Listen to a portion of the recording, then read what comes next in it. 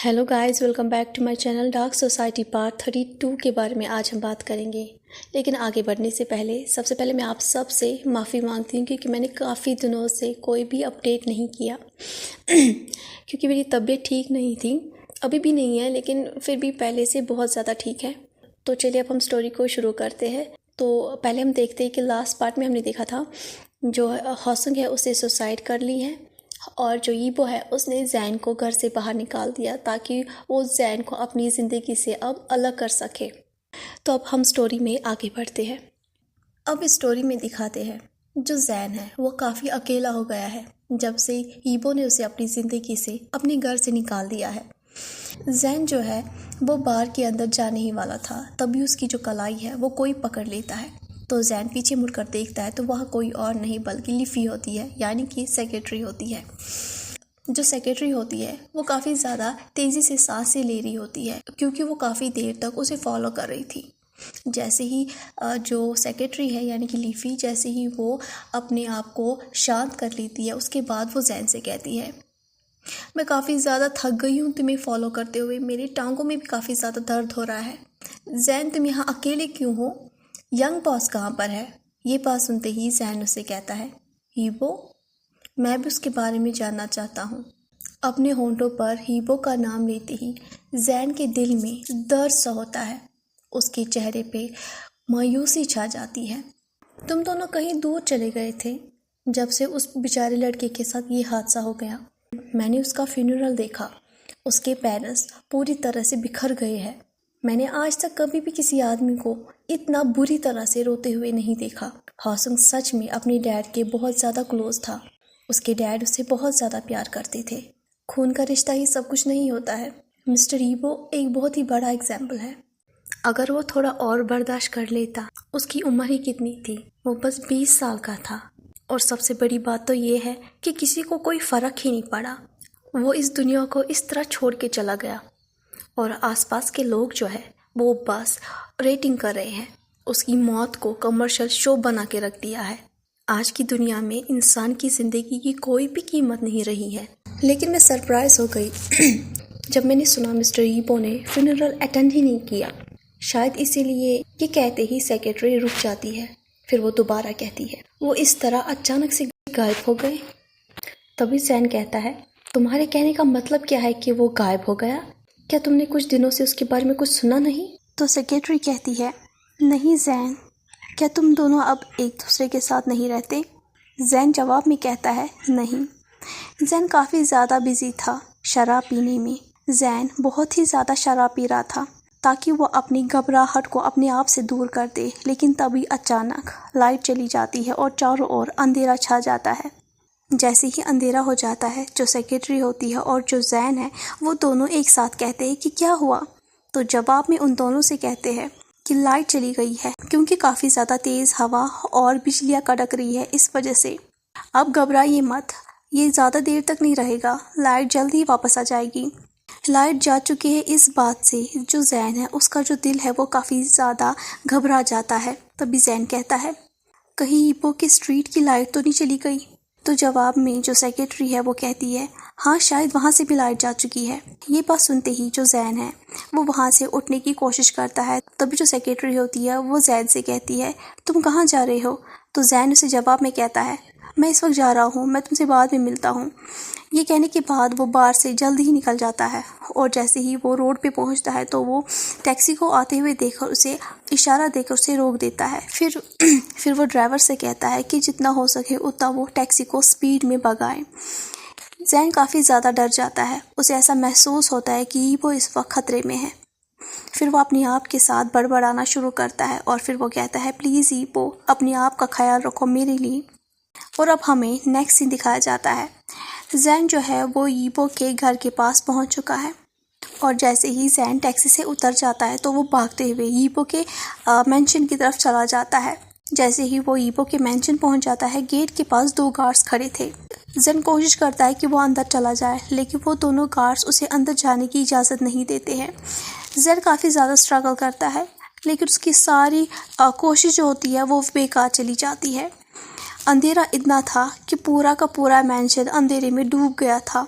और ये देखकर जो जैन है वो काफ़ी ज़्यादा परेशान हो जाता है और वो सोचता है कि वो अंदर मेंशन में अकेला है और इतना अंधेरा है।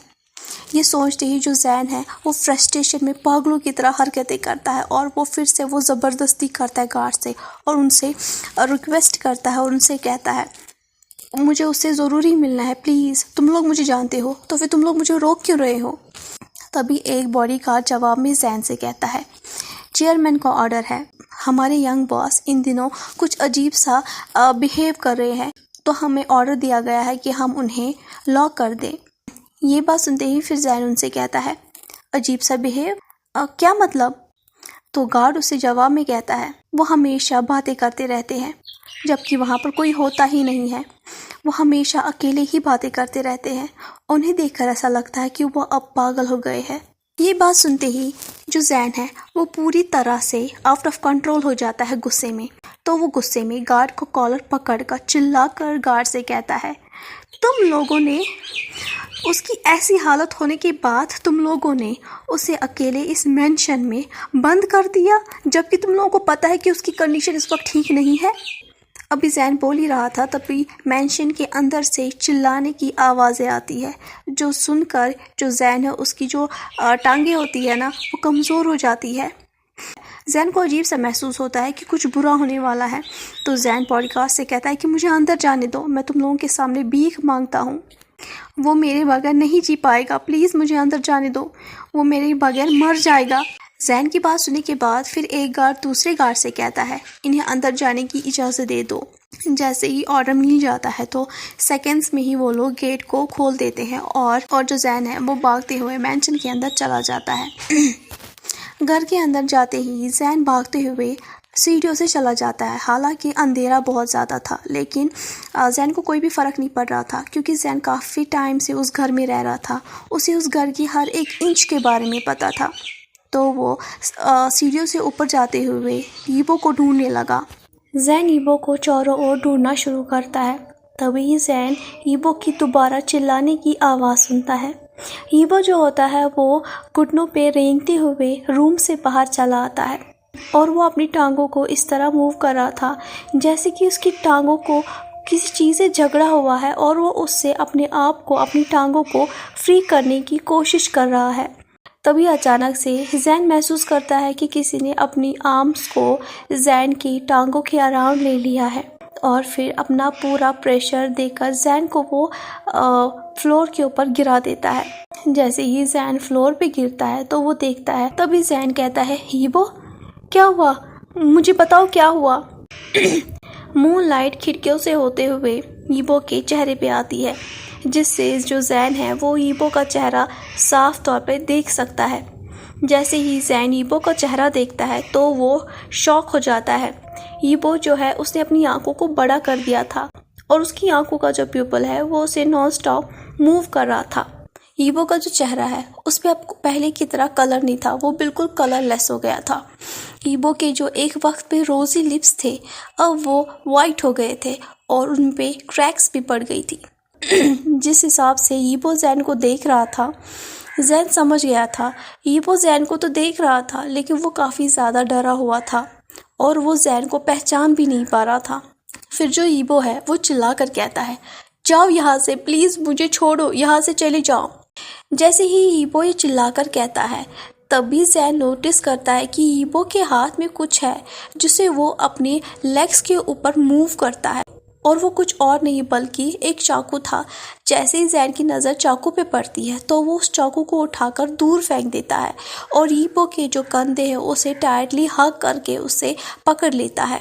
ईबो काफ़ी ज़्यादा कोशिश करता है कि वो अपने आप को आज़ाद कर दे। ईबो काफ़ी ज़्यादा कोशिश करता है कि वो अपने आप को आज़ाद करे। ईबो की जो पूरी बॉडी थी वो ट्रम्बल कर रही थी। ईबो की बॉडी काफ़ी ज़्यादा ठंडी पड़ गई थी। ये देखकर जो जैन है वो काफ़ी ज़्यादा डर जाता है। फिर जैन ईबो से कहता है तुम ये क्या कर रहे हो बेवकूफ़ लड़के, तुम अपनी टांगों को इस तरह चोट क्यों पहुँचा रहे हो, देखो कितना ज़्यादा खून बह रहा है, प्लीज़ गॉड सेक मेरी तरफ देखो ईबो, मैं यहाँ पर हूँ, मैं वापस आ गया हूँ, तुम्हारा जैन मैं वापस आ गया। तभी जो ईबो है वो डर के मारे अपनी नाखूनों को जैन के स्किन में डालकर उसे खरोचता है और अपनी शेकी वॉइस में धीरे धीरे जैन से कहता है, वो लोग यहाँ पर है, यहाँ पर। वो ये कहते हुए इशारा देता है अपने पीछे और फिर वो कहता है वहाँ पर, वो वहाँ पर है। हाँ संग, वो यहाँ पर है। वो अपने साथ और भी राक्षस लेकर आया है। वो मुझे अपने साथ ले जाने के लिए आया है। मैं बार बार उन लोगों का हाथ अपने आप से दूर कर रहा हूँ ताकि मैं उन लोगों से दूर हो जाऊँ। मुझे काफ़ी ज़्यादा डर लग रहा है। मुझे बहुत ही ज़्यादा डर लग रहा है। वो मुझे मार डालेंगे। ईबो की बात सुनते हुए फिर जैन ईबो से कहता है, ईबो मेरी तरफ देखो। ये कहने के बाद जो जैन है वो ईबो का जो चेहरा है उसे कप करता है और फिर उसके फोरहेड को किस करने के बाद उसे कहता है, यहाँ पे कोई नहीं है, सिर्फ तुम और मैं हूँ। ये बस तुम्हारा एक बुरा सपना है। प्लीज़ जाग जाओ, पहचानो, वापस आ जाओ, मेरे पास वापस आ जाओ। तभी वो जैन से कहता है, ये सब कुछ मेरी वजह से हुआ, ये सब कुछ मेरा फॉल्ट है। मैंने हौसों की जान ली है, इसलिए वो मेरा पीछा कर रहा है। मैं कर्स्ड हूँ। इससे बेहतर होता कि मैं कभी पैदा ही नहीं हुआ होता। मेरे पास जो कुछ भी है, मेरे आसपास जो कोई भी है, मैं उन सब लोगों को तबाह कर देता हूँ। जैन ईबो की बात सुनते हुए ईबो की आंखों की तरफ देखता है तो जैन को बस दर्द और डिसअपॉइंटमेंट ही नज़र आती है। फिर ईबो कहता है, काश मुझे पता होता कि ये लास्ट टाइम है। मैं अपने आप को कभी भी माफ़ नहीं कर सकता हूँ। वो मुझे हर जगह फॉलो करते हैं। वो मुझे दर्द देते हैं। मैं उनसे दूर नहीं हो सकता हूँ। तुम्हें पता है, जब मैं अपनी आंखें बंद करता हूँ तब भी वो मुझे दिखाई देते हैं। वो मुझे ही देख रहे होते हैं और शायद अच्छा होगा कि मैं भी उन्हें फॉलो करके उनकी तरह ही मर जाऊं। ये कहने के बाद ही वो बहुत ही बुरी तरह से ज़ोर से रोना शुरू कर देता है और अपनी बॉडी को जैन की आर्म्स में मूव करना शुरू कर देता है। जैन को कुछ भी समझ में नहीं आ रहा था कि वो क्या करे, वो उसकी हेल्प कैसे करे। पॉसिबिलिटी ये थी या तो ही वो पागल हो जाएगा या तो जैन के सामने इतनी बुरी तरह से उसकी जान चली जाएगी।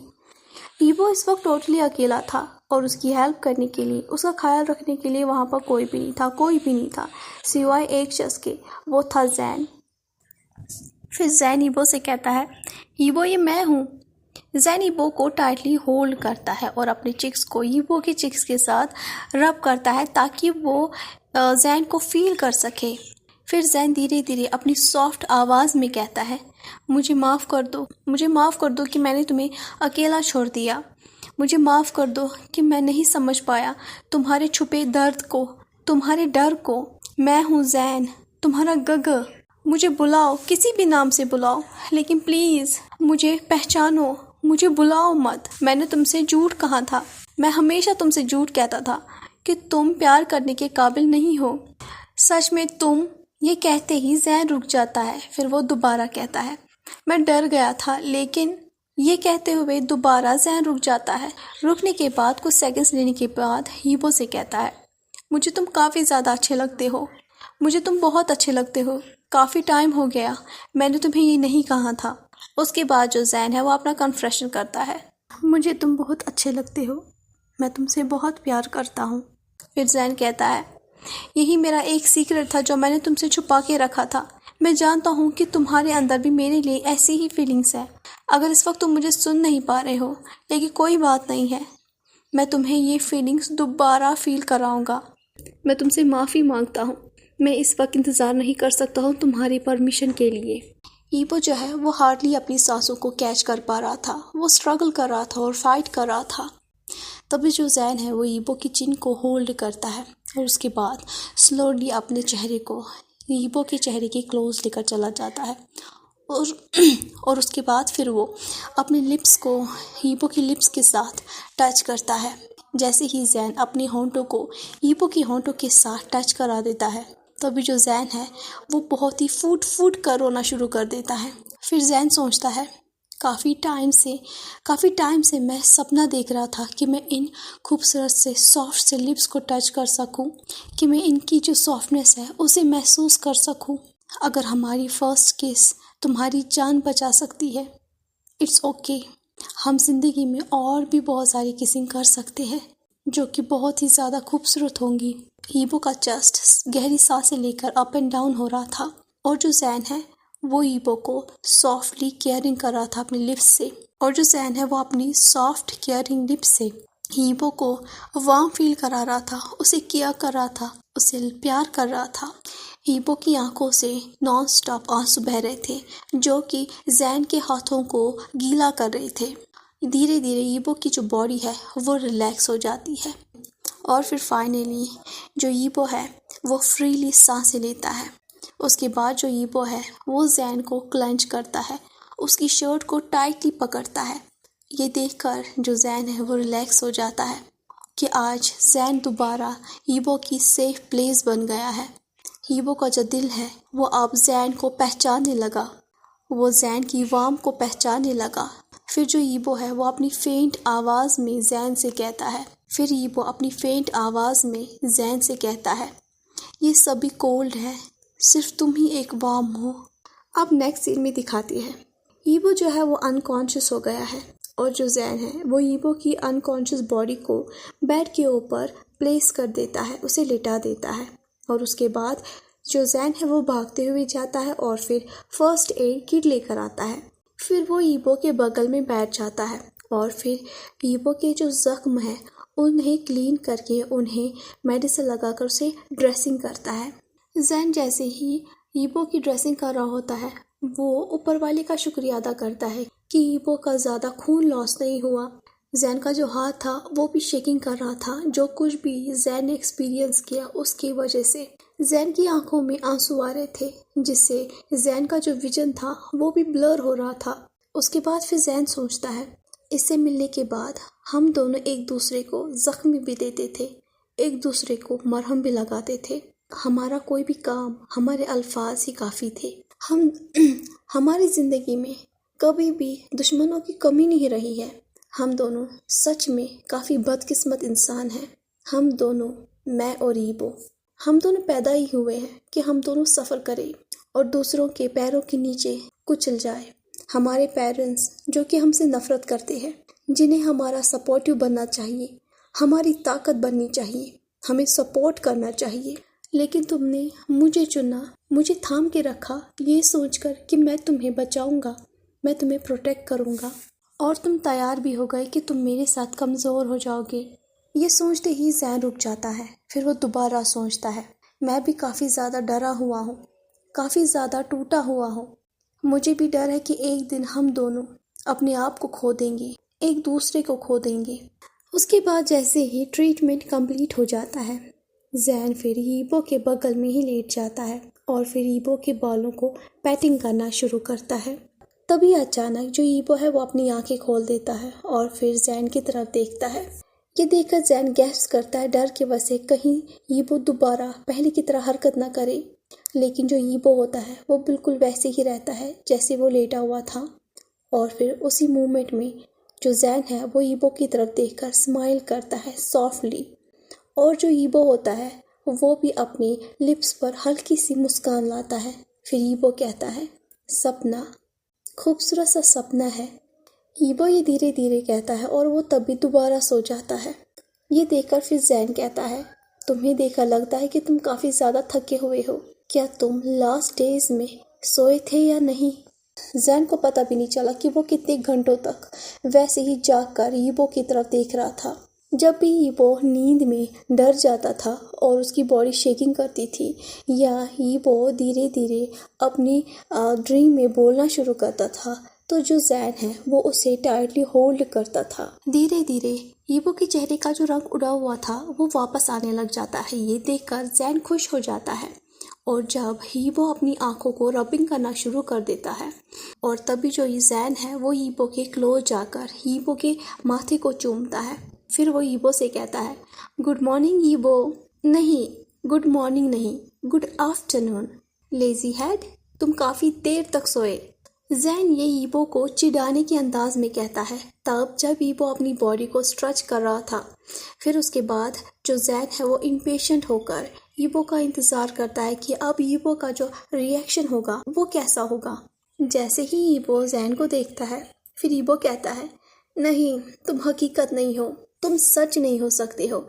ये कहने के बाद यीबो अपने सर को शेक करता है और उसके बाद फिर वो मूव बैक होकर दोबारा ब्लैंकेट को अपने ऊपर डाल देता है और अपनी बॉडी को कवर करता है। ये देखकर जैन उस ब्लैंकेट को खींचकर उसे साइड में कर देता है और फिर वो यीबो को टाइटली गले लगाता है, जितना हो सके उतना टाइटली।